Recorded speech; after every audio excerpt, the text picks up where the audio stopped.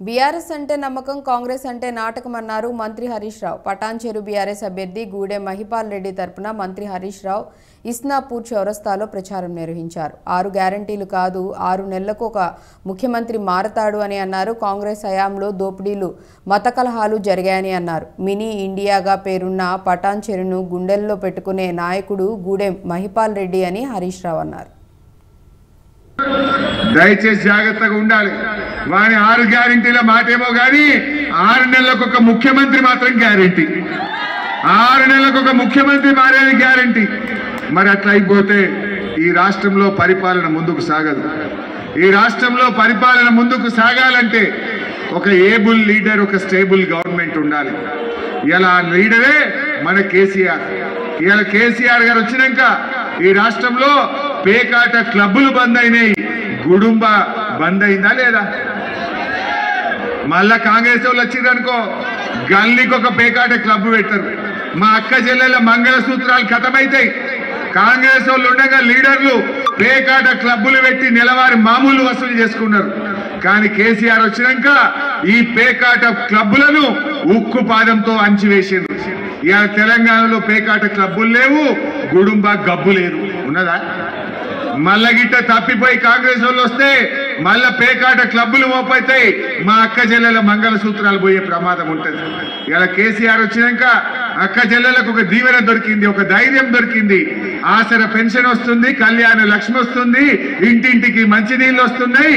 రేపు సౌభాగ్య లక్ష్మి కూడా రాబోతా ఉంది. పటాన్చెరు ఆసుపత్రి ఎంత మంచిగా అయింది, సంగారెడ్డి దవాఖాన ఎంత మంచిగా అయింది.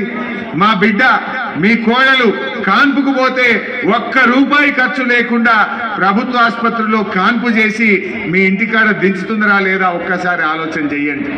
అందువల్ల ఇవాళ పేదలకు సర్కారు వైద్యం మంచిగా దొరుకుతా ఉంది, పేదలకు ధైర్యం దొరికింది.